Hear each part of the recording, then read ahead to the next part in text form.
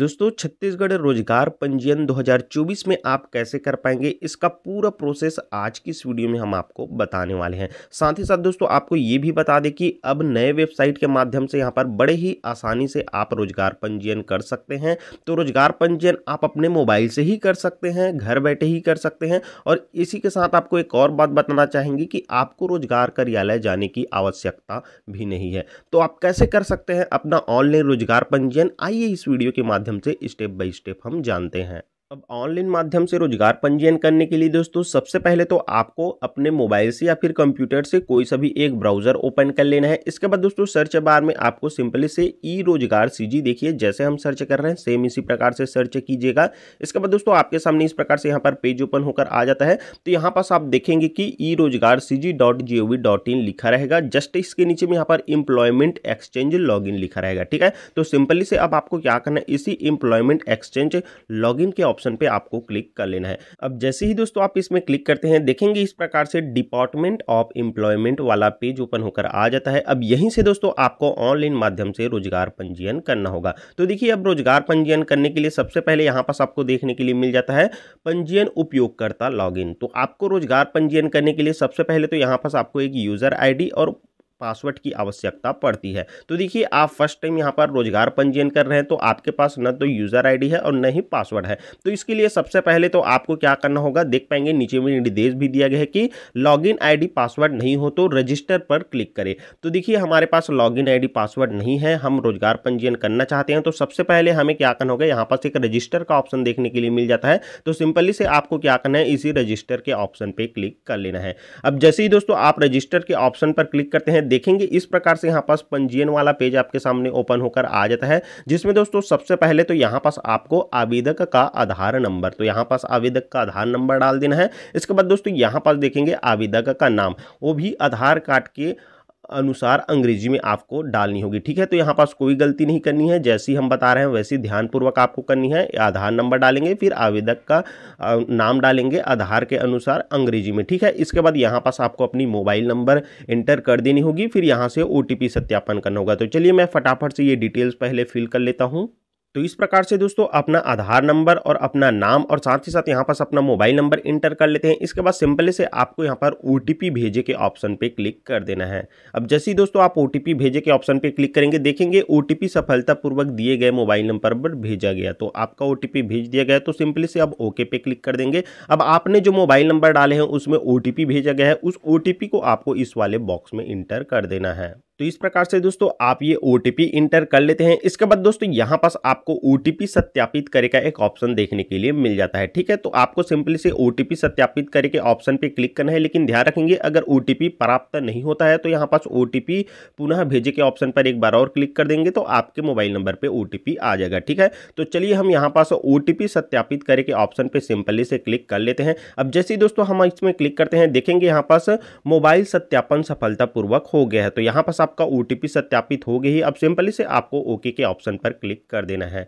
अब जैसे ही दोस्तों आप ओके के ऑप्शन पर क्लिक करेंगे देखेंगे इस प्रकार से आपके सामने एक पेज ओपन होकर आ जाता है, जिसमें यहाँ पास अब आपका रोजगार पंजीयन फॉर्म ओपन होकर आ जाता है और यहाँ पास ऊपर में आपको रोजगार विभाग भी देखने के लिए मिल जाता है। अब दोस्तों आपको यहाँ पास अपना रोजगार पंजीयन करने के लिए सबसे पहले कौन कौन सी जानकारी फिल करनी है, तो देखिए यहाँ पास हम स्क्रॉल करते हुए आगे बढ़ते हैं। तो सबसे पहले यहाँ पास आपसे जेंडर की जानकारी पूछी जाती है। तो यहाँ पास आप महिला है या फिर पुरुष है या फिर ट्रांसजेंडर है वो यहाँ पास आप सिलेक्ट कर लेंगे। इसके बाद दोस्तों यहाँ पास आपसे वैवाहित स्थिति की जानकारी पूछी जाती है। तो अगर आप विवाहित होंगे तो विवाहित पे क्लिक करेंगे और अविवाहित रहेंगे तो आपको अविवाहित पे क्लिक कर देनी होगी। ठीक है, अब इसके बाद देखिए यहाँ पास पिता का नाम पूछा जा रहा है, वो भी अंग्रेजी में। तो यहाँ पास अंग्रेजी में अपने पिता का नाम आपको डाल देनी है, स्पेलिंग में मिस्टेक नहीं करनी है। ठीक है, इसके बाद देखिए यहाँ से आपसे जन्म तिथि की जानकारी पूछी जाती है। तो यहाँ पास आपको अपने जन्म तिथि सेलेक्ट कर लेनी होगी। इसके बाद दोस्तों अब यहाँ पास आपसे आपकी जाति की जानकारी पूछी जाती है। तो सिंपली से इसमें क्लिक करेंगे। इसके बाद आप सामान्य वर्ग से हैं या फिर अन्य पिछड़ा वर्ग या फिर अनुसूचित जनजाति या फिर अनुसूचित जाति है, तो सिंपली से आपको यहाँ से सिलेक्शन कर लेना है।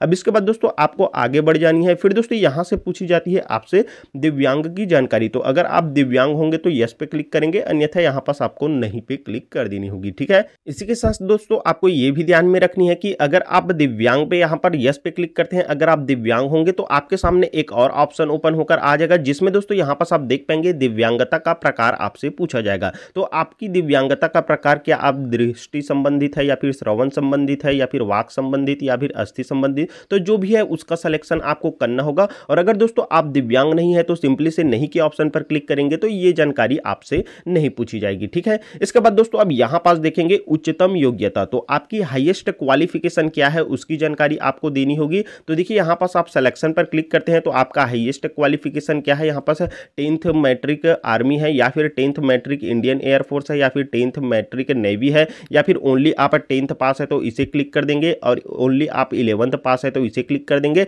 और यहाँ पास 12th आप इंटरमीडिएट आर्ट्स के साथ है तो आप इसे क्लिक कर लेंगे, और यहाँ पास कॉमर्स के साथ है जो ओनली 12th पास है तो इसे क्लिक कर देंगे, और यहाँ पास आप इंटरमीडिएट 12th पास है ओनली 12th पास है तभी सिलेक्ट करेंगे। अपना हाईएस्ट क्वालिफिकेशन उच्चतम योग्यता की जानकारी पूछी जा रही है, तो यहाँ से आप देख लेंगे पर बीए बीएससी बीकॉम सभी कोर्सेज का यहाँ पर बीएड वगैरह सभी कोर्सेज का दिया गया है, तो ठीक है। तो यहाँ से आपको अपना हाईएस्ट क्वालिफिकेशन को देख लेनी होगी और उसका सिलेक्शन इस प्रकार से आपको कर लेना होगा। अब इसके बाद दोस्तों यहाँ पास देखिए रोजगार की स्थिति की जानकारी पूछी जाती है, तो सिंपली से आपको इसमें क्लिक करना है। इसके बाद दोस्तों अगर आप अभी विद्यार्थी होंगे तो यहाँ पर फर्स्ट वाले का सिलेक्शन करेंगे। इसी के साथ दोस्तों अगर आप केंद्र सरकार से नियोजित जैसे group A B C D में दैनिक वेतन या फिर संविदा पर है तो इसे क्लिक करेंगे। साथ ही साथ दोस्तों यहाँ पर केंद्रीय सार्वजनिक उपक्रम में नियोजित है group A B C D में दैनिक वेतन या फिर संविदा पर है तो इसका सिलेक्शन करेंगे। साथ ही साथ दोस्तों यहाँ पर नीचे आपको देखने के लिए मिलेगा अगर आप निजी क्षेत्र में नौकरी करते हैं, प्राइवेट क्षेत्र में काम करते हैं तो इसे सेलेक्ट कर लेंगे।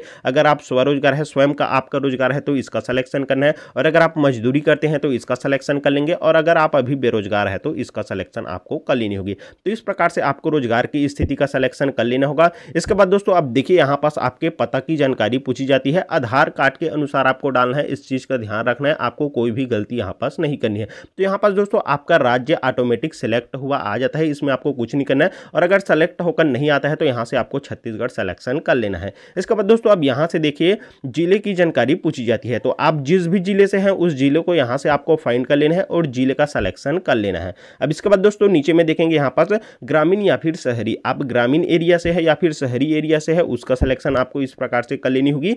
इसके बाद दोस्तों अब यहाँ पास ग्रामीण सिलेक्शन करते हैं तो देखेंगे इस प्रकार से आपके सामने ऑप्शन ओपन होकर आ जाता है, आपके ब्लॉक की जानकारी पूछी जाती है, तो आप जिस भी ब्लॉक से आते हैं उस ब्लॉक के यहाँ पास आपको सिलेक्शन कर लेनी होगी। इसके बाद दोस्तों यहाँ से अब आपसे आपके ग्राम पंचायत की जानकारी पूछी जाती है, तो आप जिस भी ग्राम पंचायत में आते हैं यहाँ से आपको फाइंड कर लेनी होगी और उस ग्राम पंचायत की जानकारी आपको फिल कर देनी होगी। इसके बाद दोस्तों अब देखेंगे यहाँ पास आपके ग्राम की जानकारी पूछी जाती है, तो आप जिस ग्राम से आते हैं उस ग्राम को यहाँ पर सिलेक्शन कर लेनी है। अब इसके बाद दोस्तों देखेंगे यहाँ पास आपसे आपके पूर्ण पता की जानकारी पूछी जाती है, तो यहाँ पास दोस्तों आपको अपना पूर्ण पता डाल देना है, जैसे यहाँ पास आप किस गाँव से हैं या फिर किस शहर से हैं या फिर अपने ब्लॉक का नेम या फिर अपने ग्राम पंचायत का नेम, तो इस प्रकार से यहाँ पास आपको अपना पूर्ण पता की जानकारी डाल देनी होगी। अब पूर्ण पता डाल लेते हैं दोस्तों, इसके बाद आपको आगे बढ़ जाना है। फिर दोस्तों नीचे में आपको देखने के लिए मिल जाता है यहाँ पास आपको अपने पिन कोड की जानकारी पूछी जाती है, तो आपके एरिया का जो भी पिन कोड है उस पिन कोड को यहाँ पर डाल देना है। इसके बाद दोस्तों यहाँ से आपको अपनी ईमेल आईडी की जानकारी डाल देनी होगी। फिर दोस्तों अब देखेंगे यहाँ पास आपका कृपया प्रोफाइल के लिए फोटो अपडेट करें, तो ध्यान रखेंगे अब आपको यहाँ से फोटो अपलोड करना है, और फोटो का देख पाएंगे साइज प्रोफाइल फोटो जेपीजी प्रारूप में ही अपलोड करनी है आपको, और 10 से यहाँ पर 100 KB के बीच में होना चाहिए ये बोला गया है। तो चलिए हम फटाफट से अब अपना एक फोटो यहाँ से चूज फाइल पर सिलेक्शन कर लेनी होगी, इसमें क्लिक करेंगे। फिर हमारे सामने इस प्रकार से यहाँ पास जो भी फोल्डर में हमने रखे हैं वो फोल्डर में चले जाना है और यहाँ से हमको अपना फोटो का सिलेक्शन कर लेना है। तो कुछ इस प्रकार से दोस्तों आप अपने फोटो का सिलेक्शन करेंगे तो कुछ इस प्रकार से यहाँ पर आ जाता है, मतलब कि यहाँ पास आपके फोटो अपलोड हो गए हैं, ठीक है। अब इसके बाद दोस्तों यहाँ पास आप नीचे आते हैं तो देखने के लिए मिल जाता है एक घोषणा पत्र, जिसमें दोस्तों यहाँ पास नोट में स्पष्ट रूप से बोला गया है कि आवेदक के आवेदकों को सत्यापन नियोक्ता द्वारा नियुक्ति के दौरान किया जाएगा, दस्तावेज की जिम्मेदारी यहाँ पर रोजगार विभाग की नहीं होगी। तो यहाँ पास आपको सही सही फिल करनी है, ठीक है। इसके बाद यहाँ पर एक और देखने के लिए मिल जाएगा, मैं घोषणा करता हूँ या करती हूँ कि मेरे द्वारा प्रविष्ट की गई समस्त जानकारी सही है। तो यहाँ यहाँ पास आपको अपनी सही जानकारी फिल करनी है, ठीक है, जैसे हमने बताया है वैसे ही। इसके बाद यहाँ पास एक बॉक्स देखने के लिए मिल जाता है, तो सिंपली से इस बॉक्स में आपको क्लिक कर देनी है। अब जैसे ही दोस्तों आप बॉक्स के ऑप्शन पर क्लिक करते हैं, इसके बाद सिंपली से अब आपको सुरक्षित करे के ऑप्शन पर क्लिक कर लेनी है। लेकिन दोस्तों सुरक्षित करे के ऑप्शन पर क्लिक करने से पहले आपने जितनी भी डिटेल्स भरी है वो सभी डिटेल्स आपको अच्छे से चेक कर लेनी होगी। अब इसके बाद दोस्तों सिंपली से आपको यहाँ पर सुरक्षित करे के ऑप्शन पर क्लिक कर लेना है। अब जैसे ही दोस्तों यहाँ पर सुरक्षित करे के ऑप्शन पर क्लिक करते हैं, थोड़ी देर आपको वेट कर लेनी है, ठीक है। इसके बाद दोस्तों देखेंगे यहाँ पास आपके सामने सक्सेस का ऑप्शन आ जाता है। साथ ही साथ दोस्तों नीचे में आप देखेंगे पंजीयन फॉर्म सफलतापूर्वक सुरक्षित कर लिया गया है। आपका पंजीयन नंबर, पंजीयन क्रमांक भी यहाँ पास आ जाता है। तो देखेंगे यहाँ पास आपका पंजीयन क्रमांक भी मिल गया। अब दोस्तों आपको क्या करना है, सिंपली से आपका यहाँ पर पंजीयन तो हो गया है, तो अब आपको सिंपली से ओके के ऑप्शन पर क्लिक कर देना है। अब जैसे ही दोस्तों आप ओके के ऑप्शन पर क्लिक करेंगे, देखेंगे यहाँ पास आपके सामने आपका एम्प्लॉयमेंट रजिस्ट्रेशन नंबर, यहाँ पास आपका पंजीयन नंबर ये रहेगा और यहाँ पास नेक्स्ट रिन्यूअल डेट। तो यहाँ पास अब देखेंगे नेक्स्ट रिन्यूअल डेट हमारा 2027 में दिखा रहा है, तो इस डेट में हमको रिन्यूअल भी करना है इसका। तो हमारा यहाँ पास रोजगार पंजीयन हो गया है। अब आपको अपने रोजगार पंजीयन का प्रिंट आउट कैसी लेनी है, तो देखेंगे यहाँ पास आपके सामने 4 ऑप्शंस आ जाते हैं। इनमें से दोस्तों आपको यहाँ पर सेकंड वाले ऑप्शन पर क्लिक कर लेना है, ठीक है। इस सेकंड ऑप्शन पर क्लिक करेंगे तो देखेंगे रोजगार पंजीयन वाला यहाँ पास ये फॉर्म ओपन होकर आ जाता है, ठीक है। तो यही है आपका रोजगार पंजीयन जो अभी आपने किया, आपका फोटो वगैरह और जितने भी डिटेल्स आपने फिल किए थे वो सारा डिटेल्स ओपन होकर आ जाता है। और यही है आपका X10 यहाँ पर पहचान पत्र।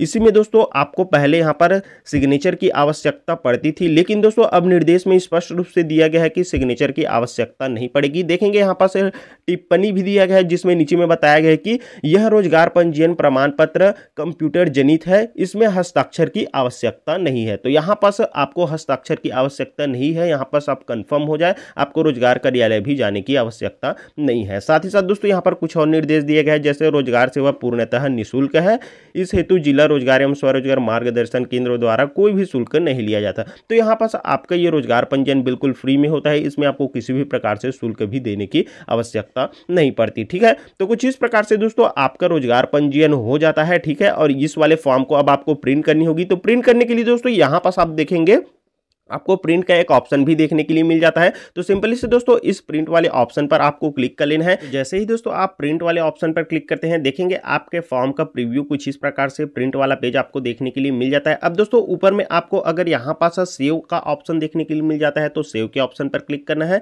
अन्यथा दोस्तों यहाँ पर नीचे में एक डाउनलोड वाला ऑप्शन देखने के लिए मिल जाता है, इसमें आपको क्लिक कर लेनी है और कुछ इस प्रकार से दोस्तों आपको इसे PDF में डाउनलोड कर लेनी है, ठीक है। तो कुछ इस प्रकार से दोस्तों यहाँ पास आपका ये प्रिंट वाला पेज भी डाउनलोड होकर आ जाता है और कुछ इस प्रकार से आप घर बैठे ही ऑनलाइन माध्यम से अपना रोजगार पंजीयन कर लेते हैं, ठीक है। तो कुछ इस प्रकार से दोस्तों आपको अपना रोजगार पंजीयन करना था। उम्मीद है इस वीडियो के माध्यम से आपको कंप्लीट समझ में आ गया होगा। दोस्तों वीडियो को एक लाइक कीजिएगा, चैनल को जरूर सब्सक्राइब कीजिएगा इसी प्रकार से एजुकेशन से संबंधित जानकारी के लिए। साथ ही साथ इस वीडियो को आगे अन्य दोस्तों के साथ भी शेयर कर दीजिएगा ताकि वो भी अपना रोजगार पंजीयन घर बैठे इसी प्रकार से कर पाए। और जल्द ही दोस्तों अब यहाँ पर नवीनीकरण के ऊपर भी वीडियो आने वाला है, तो दोस्तों चैनल को जरूर सब्सक्राइब कर लीजिएगा। और अगर दोस्तों आप ये वीडियो कहीं बाद में देख रहे होंगे तो नवीनीकरण वीडियो लिंक भी इसी वीडियो के डिस्क्रिप्शन बॉक्स में देखने के लिए मिल जाएगा, ठीक है। तो फिलहाल दोस्तों इस वीडियो में बस इतना ही। चलिए फिर से मिलेंगे आपके साथ एक नए वीडियो लेकर, तब तक के लिए दोस्तों धन्यवाद। जय हिंद।